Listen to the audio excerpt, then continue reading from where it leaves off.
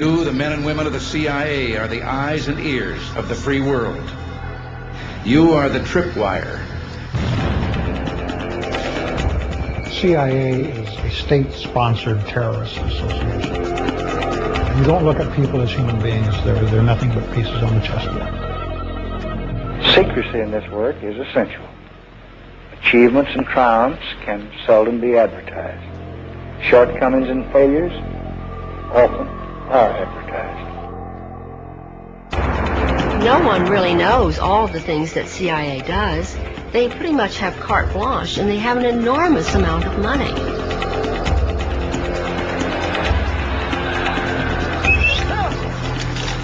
You know, maybe I'm overly naive, but I don't see what would be wrong with that.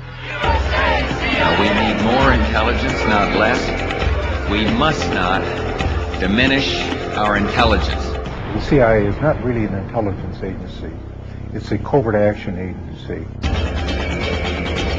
The CIA has been involved in assassination and torture behind the scenes, all through its history. The Cold War is over, but many new dangers have taken its place. The decisive advantage the United States intelligence provides this country is therefore as important as it has ever been.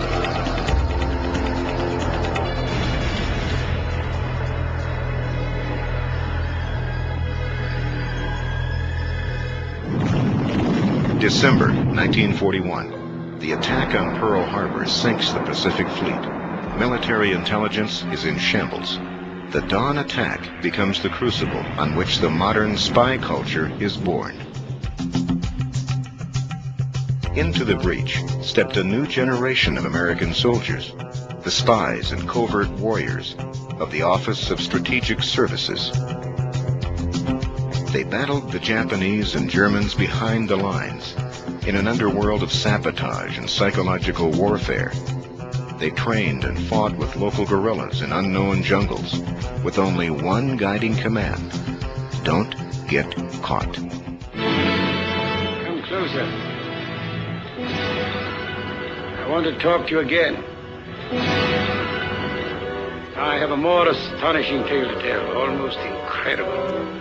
Shrouded in the mystery of Oriental ways, mysterious, sinister, evil little men from Japan.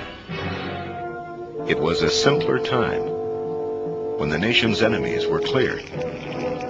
Washington and Hollywood swept into action, inventing the popular culture that has surrounded espionage for half a century. Swine. The mystery, the adventure, the romance. The simple stereotypes of the enemy. Hello, hide pockets. And the fearless hero. You guys have been looking for a war, haven't you? That's right, Rick. That's why we're starting it. You may start it, Joe, but we'll finish it. We had hoped that our wartime ally, the Soviet Union, would join in the efforts of the whole community of nations to build a peaceful world. Instead, the rulers of the Soviet Union have sought to extend the boundaries of their totalitarian control. The battlefields of the new Cold War seemed uniquely suited to the skills of spies and secret agents. President Truman pledged that the United States would never be caught by surprise again. The Central Intelligence Agency was born. It was considered the Cadillac of government agencies, and they mostly hired from Ivy League colleges. The cost of freedom is always high, but Americans have always paid it. And one path we shall never choose, and that is the path of surrender or submission. The public embraced the cloak of secrecy that the CIA wrapped around itself. The government didn't know I was working for the government. They told me not to tell anyone, not even my mother. I couldn't tell my children. My wife didn't even know what I was doing. Who were these agents? And what were they doing in Guatemala and Iran? How did patriotic Americans from Main Street neighborhoods get caught up in the overthrow of foreign governments? What were they doing in places like Ecuador and Vietnam, where the CIA organized torture and assassination? These are the stories of former agents who dared to break away from the CIA. I was so disillusioned about my country. because I believed it was like my country right or wrong, but my country was wrong so much of the time. I've lost my first-class citizenship. I've lost the respect probably of a lot of friends. I've gained a lot of enemies. I think CIA ex-members, somewhat like myself, who leave and tell their stories, it's a very painful process, but I think they are feeling that they're doing a higher duty, if you will. They're not just quitting and leaving and being quiet.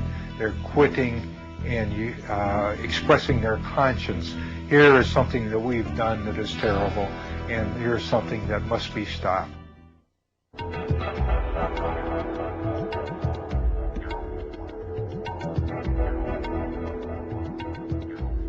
I played 4 years of football at the University of Notre Dame, and we were undefeated for all 4 years, 3 national champions, and I was the first team right tackle. So once when I was cut from the Green Bay Packers, I was recruited by the agency, and I kind of wondered why they recruited me. But when I got down to Washington, I found out that most of those in my class were rejects from the National Football League.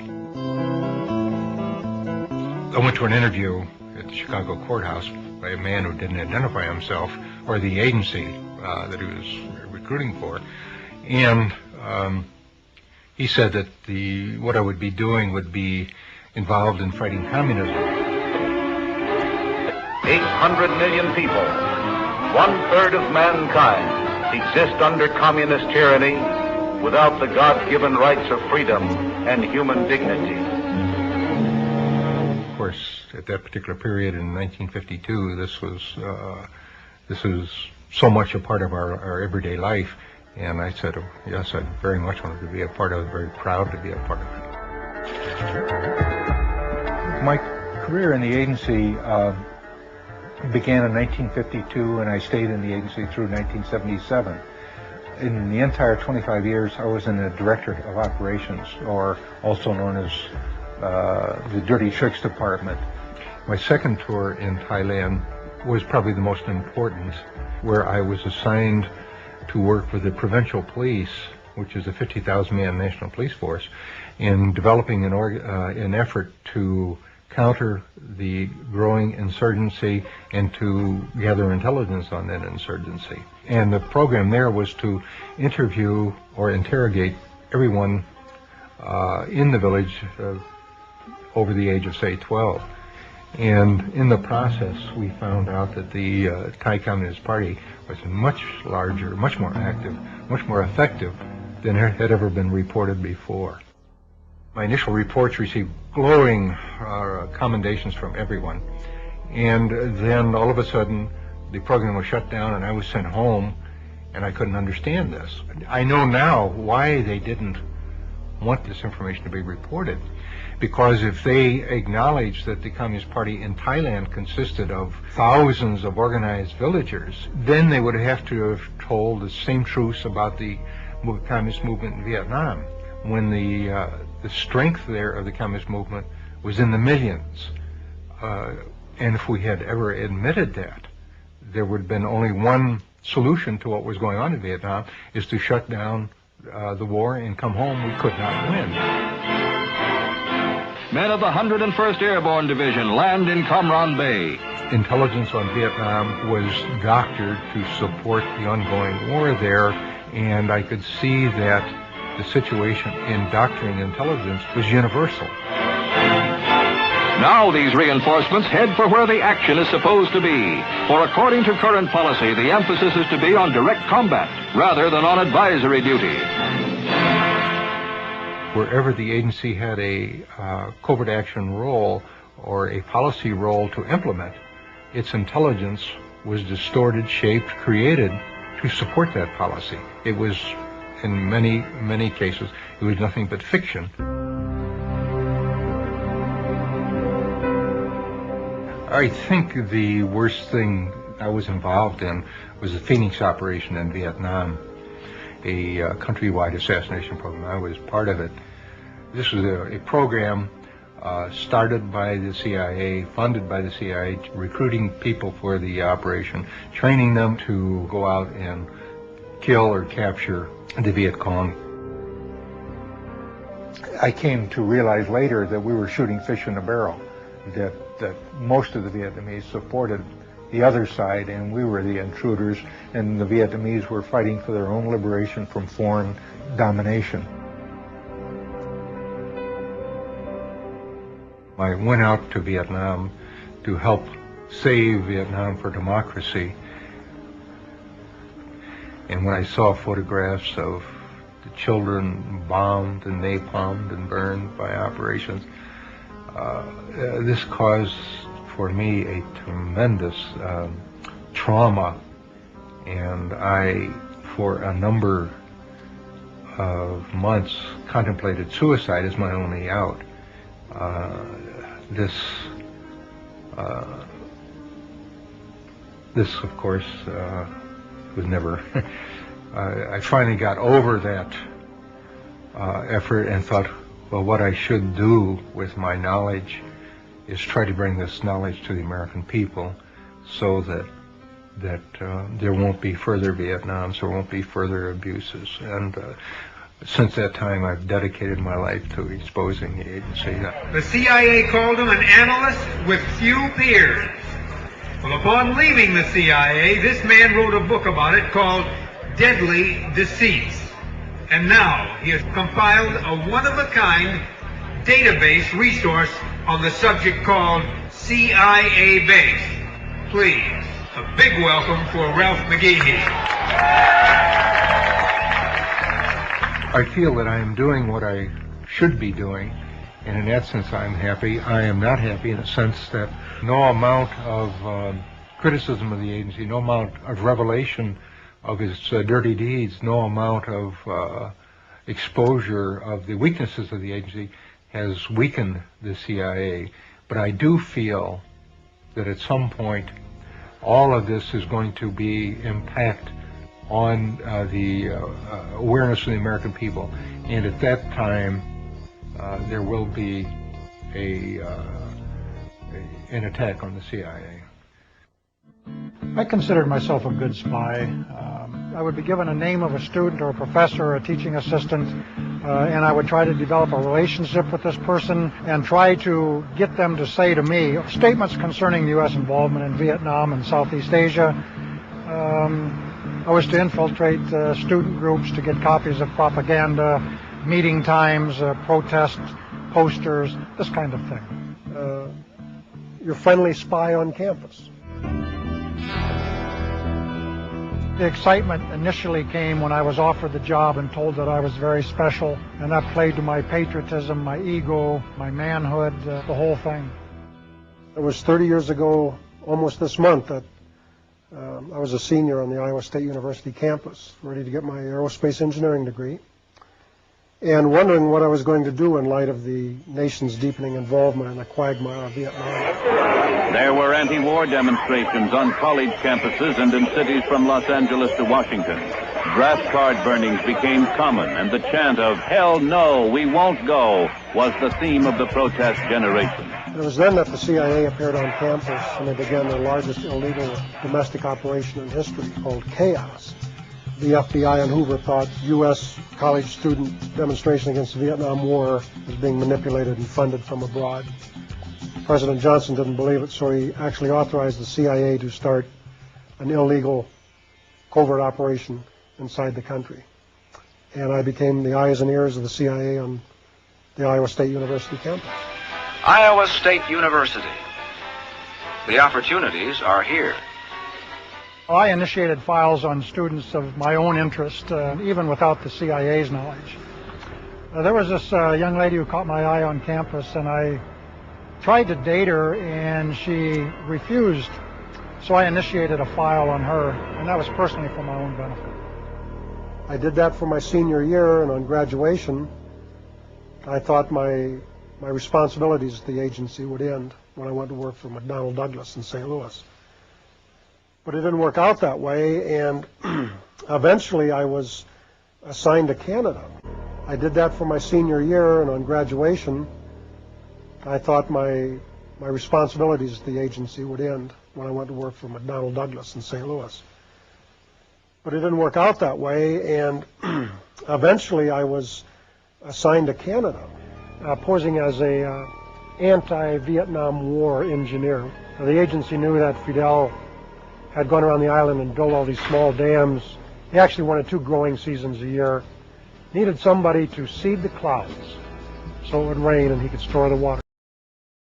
Had gone around the island and built all these small dams. He actually wanted 2 growing seasons a year. Needed somebody to seed the clouds so it would rain and he could store the water. And that's where my expertise was, having been an amateur rocketeer and an aerospace engineer and all of this good stuff. The Cubans were duped into believing the credentials I presented. There really was no other option of getting an American down there. After the October crisis of 1962, Kennedy said that we would never physically invade the island if Khrushchev would remove the ballistic missiles. So therefore the United States was frozen into a policy of trying to bring Castro down from within, which meant disrupting the average lifestyle of the Cuban citizen, doing whatever we could to sabotage the economy, to discredit the revolution. One way of doing that, of course, was to try to control the amount of food coming into Havana for distribution to the public. And if we could do that by puncturing tires on a truck loaded with tomatoes for the market, or if we could cause a truckload of whatever, onions or fresh fruit or meat to become putrid or be stolen or contaminated on the way into town, we would do that. And I remember one particular instance, a brand new secondary school that had opened up in the countryside was going to receive its week's supply of fresh milk. And we bribed the driver of the truck. We knew where he stopped to have breakfast on his route. We wanted him to take a few extra minutes so we could put cement powder into the milk. We declared war on school children. That shouldn't be the policy of the United States government. You don't win friends and influence people that way, declaring war on children and innocent civilians. A big mistake, but the U.S. government orders it and participates in it. And the CIA's goal eventually was to increase this frustration level to a point where there would be a civil revolution within Cuba to bring him down.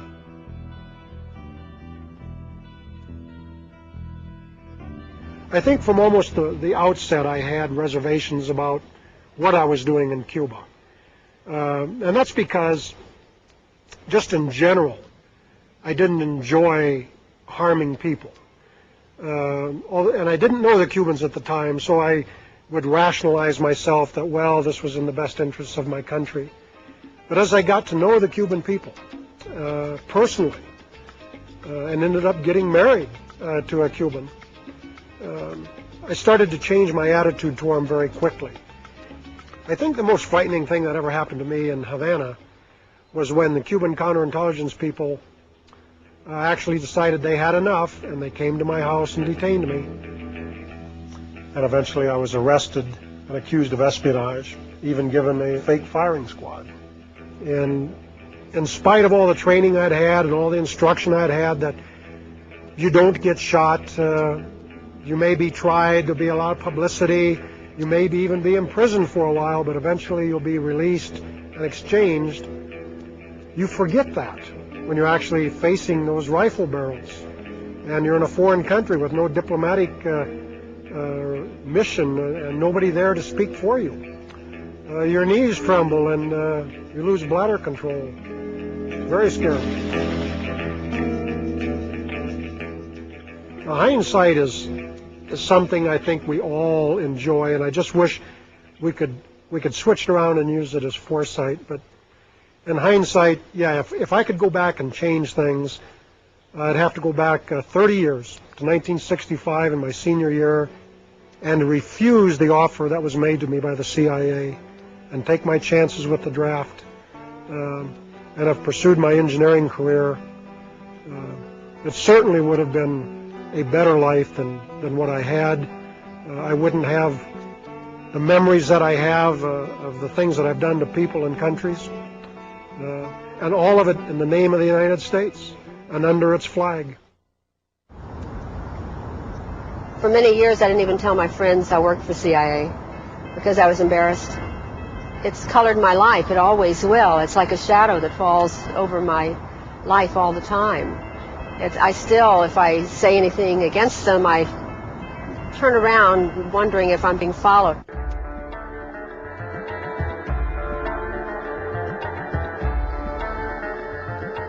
I never even thought of joining the CIA. First of all, I thought I probably couldn't get in because it was considered the Cadillac of government agencies, and they mostly hired from Ivy League colleges, and I was just out of high school, went right to work for Veterans Administration, and actually it was the typewriter repairman came in to repair my typewriter one day, and he said, you know, you shouldn't be working here, you should be working at a nicer place. They test you a lot.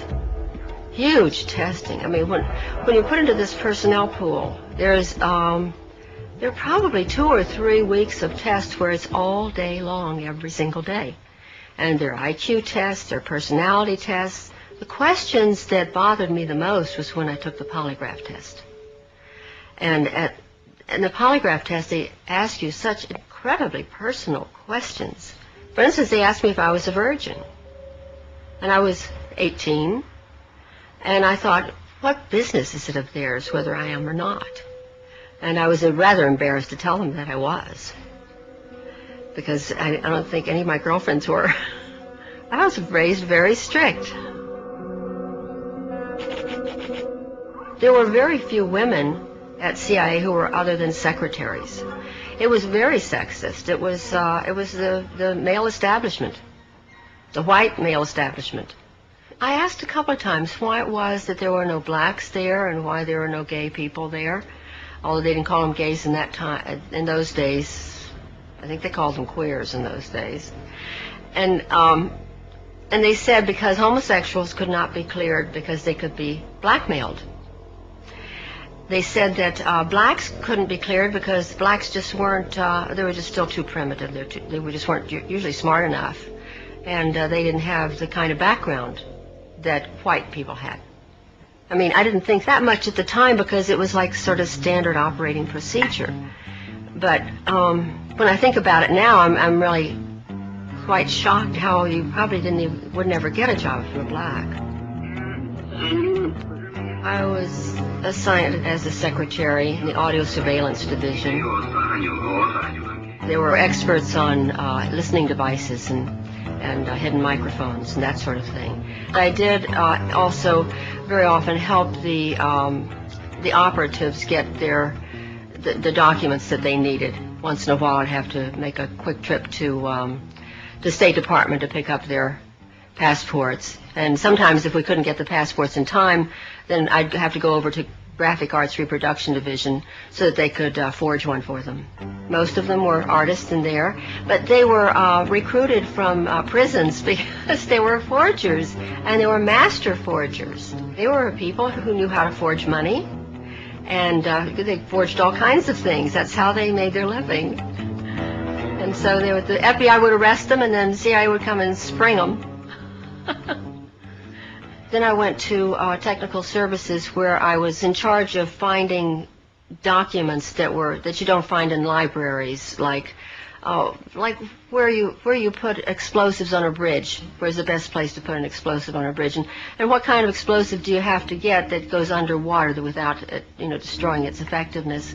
Also, I had to find, one time they wanted me to find out if there was such a thing as a poison that was undetectable, especially one that seemed to mimic a heart attack, that would kill someone, but it would appear that they had a heart attack. I did find such a thing. Does this pistol fire the dart? Yes, it does, Mr. Chairman, and a special one was developed which potentially would be able to enter the target without perception. The poison was frozen into some sort of dart, and then it was shot at very high speed into the person. So when it reached the person, it would melt inside them, and the only thing would be like one little tiny red dot on their body, which was hard to detect. There wouldn't be a needle left or anything like that in the person. But also the toxin itself would not appear in the autopsy? Yes, so that there was no way of perceiving that the target was hit.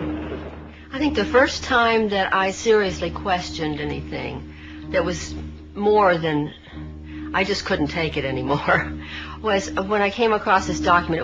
It was eyes only, and it was to my boss, but he only had one hand and a hook in the other hand, so I always opened all of his mail and his packages and so forth. And this one, he wasn't in the office. I opened it and I read it. It said eyes only. I wanted to read it because I wasn't supposed to, probably. And it was a report about a mission where they had blown up a bridge in Asia somewhere, and they had killed a number of women and children who were on their way to market that morning. It was reported as though they were really proud, mission accomplished. That one bothered me a lot. When my boss came in, I gave him his mail and I mentioned this, and I said, "This is wrong. These women hadn't done anything. These children didn't deserve to die.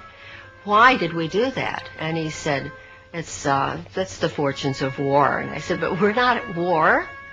We're certainly not at war in that country. Why did we do that? I don't understand it." And he said, "Well, you're very young. When you get older, you'll understand those things."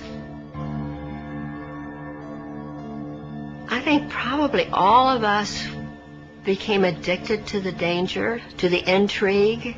It was living a fantasy. It was actually living a fantasy and being on the inside.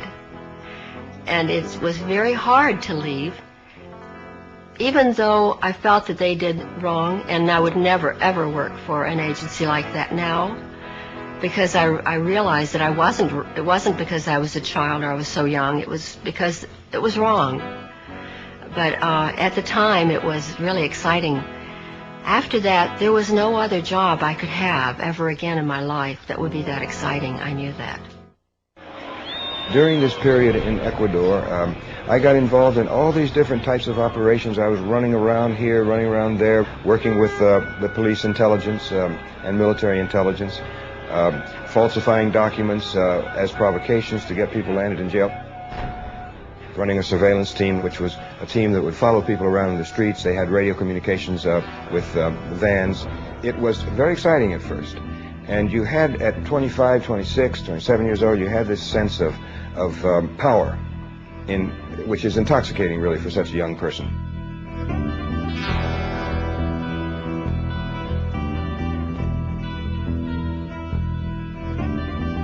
My motivation was partly the youthful romantic aspect of it, which was the idea of secret work, of being abroad in strange cultures and communities, but patriotism was also a very strong motivation.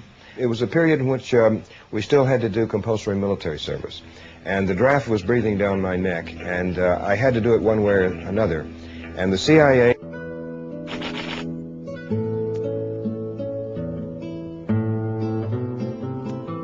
I was sent down to Quito, Ecuador, where I worked for a period of 3 years.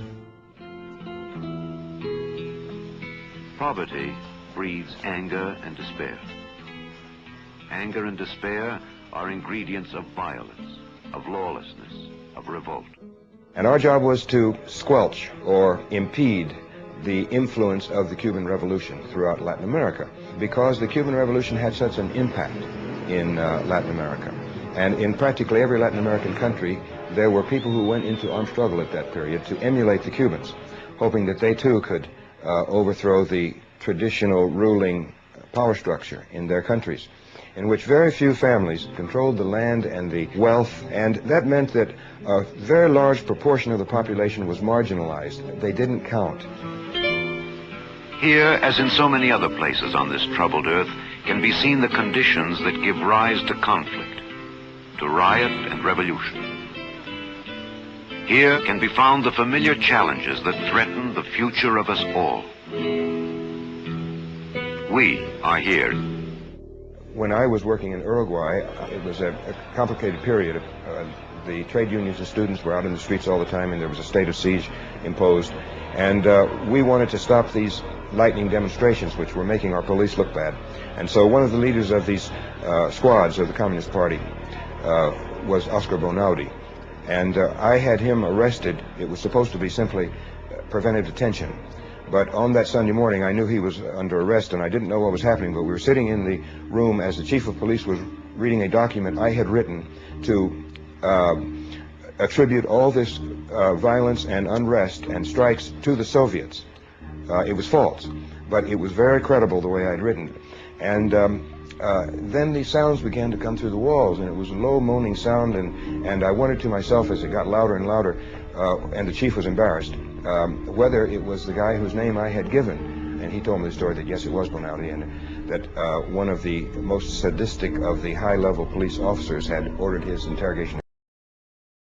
Moaning sound, and I wondered to myself as it got louder and louder, and the chief was embarrassed, whether it was the guy whose name I had given. And he told me the story that yes, it was Bonaudi, and that one of the most sadistic of the high-level police officers had ordered his interrogation and torture that Sunday morning. But it was a horrible sound. I'll never forget it. It's just awful to hear that moaning and groaning and screaming coming through the walls. I began to question the work. The initial thrill of being on the inside, of having this secret power, of knowing things that individuals and governments try to hide, had faded. By the time I got to Mexico, I already had all the political reasons to leave. I met an American woman who had lived in Mexico for many years. This would be October of 1967. And at dinner, she suddenly went into a tirade about Che Guevara, because he had just been killed. He'd been captured and executed, and it was just out in the papers that day. And so she was furious. She went into this tirade about this horrible, stinking CIA that had murdered the best hope for Latin America in generations. And she loved Che Guevara. She thought he was the most wonderful man in the world. And I was in love with her, and she was in love with me, and I thought to myself as I sat there at dinner, I said, wow, what am I going to do? And so the upshot is that she was the personal factor which led me actually to say, I'm quitting now.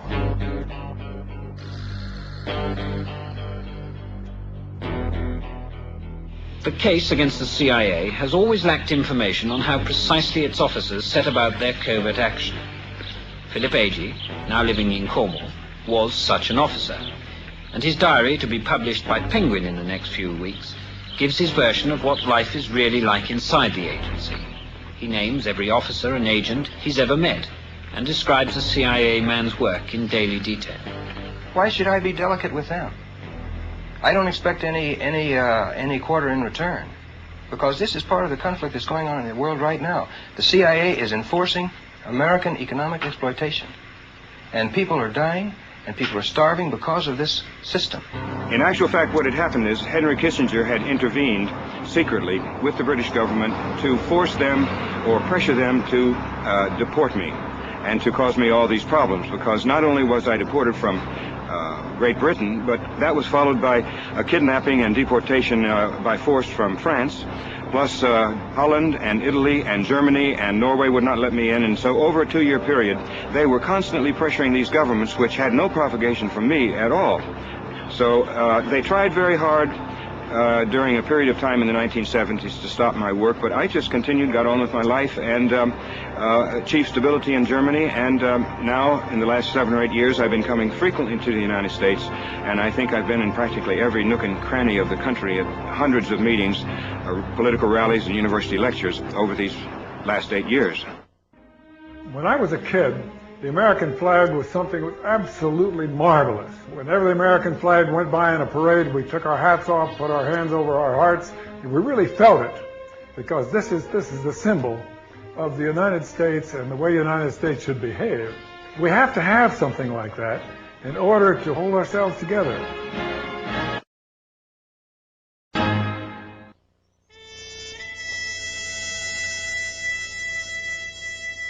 In those days, the Depression was really seriously affecting everybody, and me too. along about that time, I began to travel to different shooting matches in the Midwest. And I finally got to shooting against the U.S. Marine Corps team. Well, and I used to beat the Marines, every one of them. And the captain of the Marine team came to me and said, "Son," he said, "have you ever thought about enlisting in the Marine Corps?" And I said, "No, Captain, I never have." And he said, "Well, I tell you what, if you would enlist in the Marine Corps, when you're finished the training in Parris Island, I'll see that you're assigned to the Marine Corps rifle and pistol team." And I said, "Geez, you know, I'll be getting paid for shooting." I was scared stiff, of course.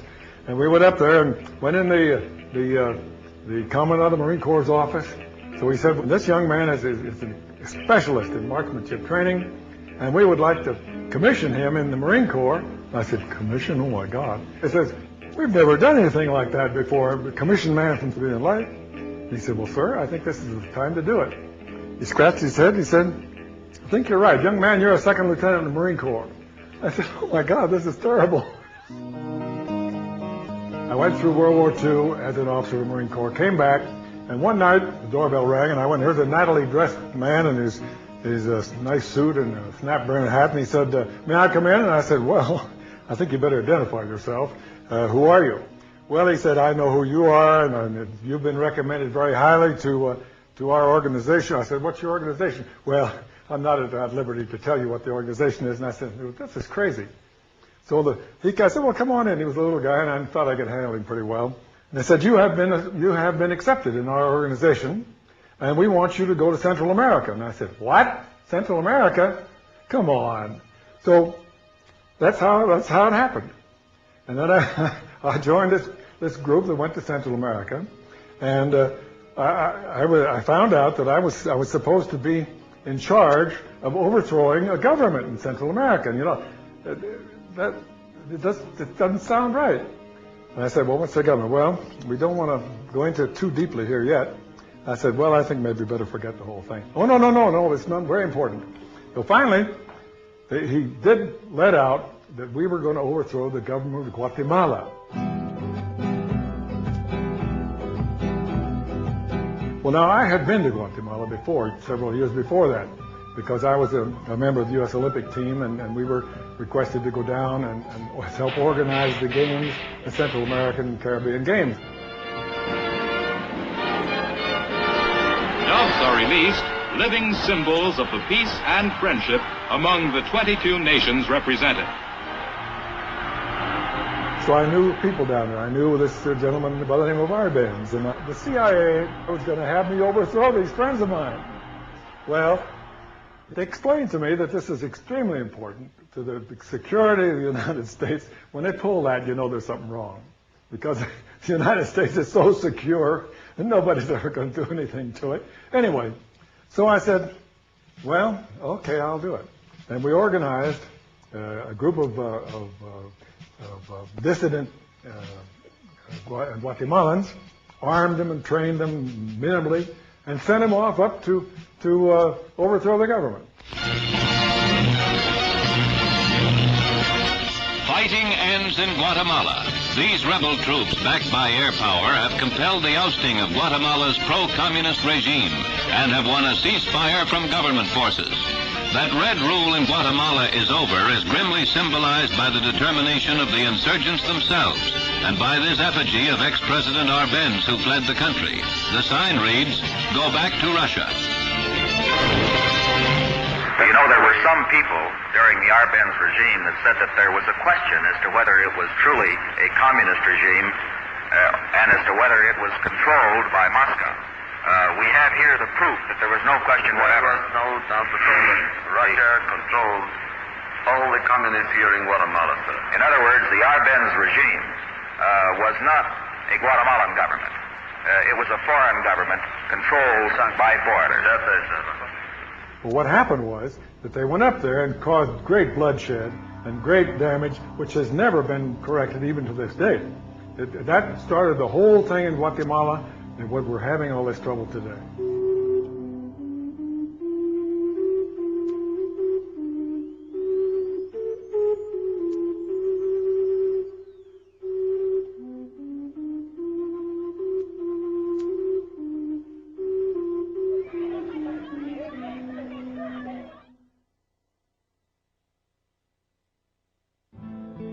The only thing that can be done, of course, is to work with our Congress, because everything that happens in Latin America or any place else in the world begins in our Congress. Now look, are you in favor of killing somebody that you don't know? Are you in favor of torturing somebody? Are you in favor of locking people up in dungeons and things? Are you really in favor of that? Because I don't think you are. And I think I can get that across pretty well if I get a chance to talk to them like that. I feel that because of the problems that I went through, the realizations that I came to, the efforts that I've taken to counter, people may call it this monster, that I am contributing so much now that I could not have contributed had I not joined the agency. There's no way I can make amends, but certainly helping in this effort to expose the abuses of our intelligence services, perhaps in some small way will help pay that debt.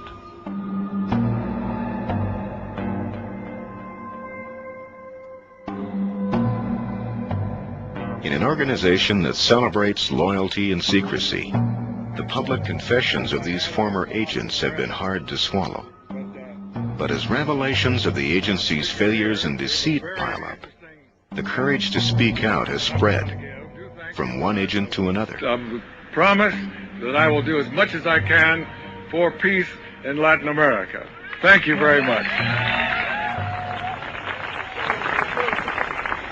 A number of us have organized this group of former U.S. intelligence people, and we are very serious because we have, and because of the experience we have, we believe that we should have a certain amount of influence in the Congress and in the government. Frank Church, the late chairman of the Senate Select Committee to study intelligence, concluded that the covert operations was really a semantic disguise for blackmail, sabotage, assassination, whatever the United States wanted to do to influence other countries to its will. In small ways, Congress has pressured the CIA to reform itself. Hundreds of individuals who smuggled drugs, tortured, and murdered in the name of the agency have recently been purged from its payroll, and oversight committees have been created to monitor the agency's activities. One of my biggest jobs was to get the CIA to understand that they could do their secret operations at the same time that we were keeping the Congress adequately informed. Wasn't it easy to overcome that dichotomy, because the CIA people just assumed that if you told the Congress, it was all over the newspapers the next day. Wasn't really the case. But it is similarly true that many of these congressmen and senators become members of a covert club. If they're given access to the information, then they consider themselves to be on the inside. They don't share it. So all too often they are co-opted into a system of secrecy that contributes to a major intelligence scandal every 5 or 6 years or so. The great problem of the Central Intelligence Agency today is that it completely missed the end of the Cold War. For 25 years, it reported everything there was to know about the Soviet Union, accepting the fact that it was collapsing. The great question is whether we should abolish it. We should abolish it. Weapons intelligence, put it in defense. Political intelligence, put it with the State Department, which is where the president should be turning for that kind of advice. And economic information, well, that's open and public the world over. But until the American public know how much the CIA receives in money every year, and know how many people they have, and what they're doing all over the world, the CIA will continue to bumble along in some sort of romantic role that they've ascribed unto themselves, and the American people attribute to the CIA, because we know nothing about it.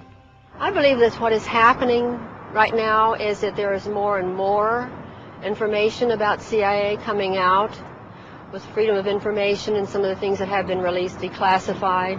We're finding out a lot of things, and I think that the American people are going to say, no, we can't do that. It's immoral. It's wrong. It's against everything I believe in. It's not patriotic. It's not good. It's not good even for our country. It certainly is not good for the world.